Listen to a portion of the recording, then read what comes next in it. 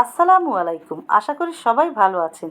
আজকে আমি আপনাদের সাথে হাতে মাখা নাগা বা বোম্বাই মরিচের আচারের রেসিপি শেয়ার করব।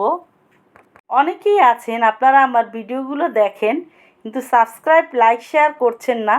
প্লিজ আমার চ্যানেলটাকে এই সহযোগিতাটা করবেন আশা করছি। আমার ছাদে লাগানো এখানে বোম্বাই মরিচ গাছ থেকে আমি 30টা পাকা এবং 5টা সবুজ কালার বোম্বাই মরিচ তুলে নিয়েছি। আর 2 কালারের দিয়েই আপনারা এটা তৈরি করে নিতে পারেন অথবা যে কোনো এক কালার দিয়েও তৈরি করতে পারেন।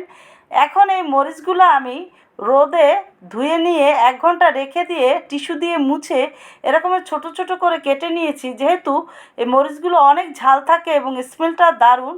আর এত বড় বেশি থাকলে আমাদের সবটুকু অনেক সময় প্রয়োজন হয় না, সেজন্য এভাবে ছোট করে কেটে নিলে সেটা ভালো হয়। আর তাছাড়া বাজারে অনেক সময় মরিচের দাম অনেক বেড়ে যায়, তখন কিন্তু এরকমের আচার দিয়ে আপনি কাজটা চালিয়ে নিতে পারবেন। এখানে আমি হলুদ এবং কালো সরিষার পাউডার নিয়েছি, পেস্ট করে নেওয়া ব্লেন্ডারে আধা কাপ, এবং আধা চা চামচ পাঁচফোড়নের গুঁড়া, 1 টেবিল চামচ বিট লবণ। আর এখানে চাইলে আপনারা একটু সাদা লবণও ব্যবহার করতে পারেন। এখানে আমি সিরকা দিয়ে এখন এই শুকনো জিনিসগুলো ভালো করে একটু মাখো মাখো করে তারপরে মাখিয়ে নিব সিরকাটা দিয়ে। 1 টেবিল চামচ চিনি দিয়ে সেটাও আমি এর সাথে ভালো করে মিশিয়ে নিব। আর এরকমের বোম্বাই মরিচের আচার যদি তৈরি করা হয় তাহলে কিন্তু খাওয়ার সময়ের স্মেলটা একেবারে ফ্রেশ বোম্বাই মরিচের মতোই লাগবে। বাজারের কেনা কাসুন্দি আমি এখানে 3 টেবিল চামচ এর ভিতরে দিয়ে এটাও এর সাথে ভালো করে মিশিয়ে নিব। এই আচারটা কিন্তু কোনো রকমের ফ্রিজে অথবা রোদে দেওয়ার ঝামেলা থাকে না। নর্মাল জায়গায় রেখেই আপনি যতদিন খুশি ততদিন রেখে খেতে পারবেন। এখন আমি এই মরিচগুলো এর ভিতরে দিয়ে ভালো করে মিশিয়ে নিব। আর এই মরিচগুলো কিন্তু শুকনো না, বোম্বাই মরিচের যে একেবারে শুকিয়ে নেওয়া সেটা না, কিন্তু জাস্ট পেকেছিল সেরকমের পর্যায়ে রেখে আমি এটা তৈরি করে নিয়েছি।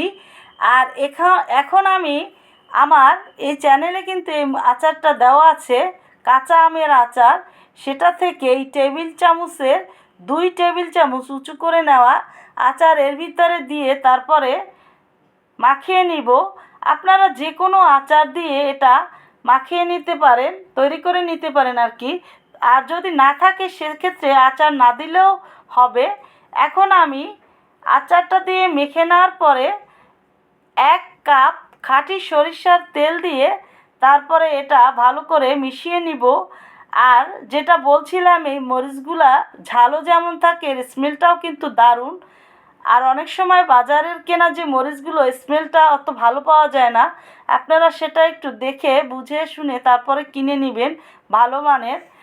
আর আমি এটা মাখিয়ে নেওয়ার পরে চামচের সাহায্যে তারপরে এরকমের একটা বয়মে ভরে নিয়েছি।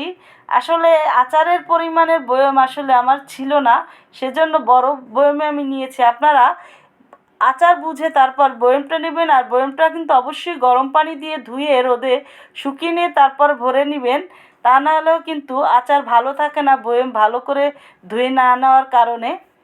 তো তৈরি হয়ে গেল আমার নাগা বা বোম্বাই মরিচের হাতে মাখা আচার। যখন খুশি এটা যে কোনো খাবারের সাথে পরিবেশন করে নিতে পারবেন। সবাই ভালো থাকবেন। আল্লাহ হাফেজ।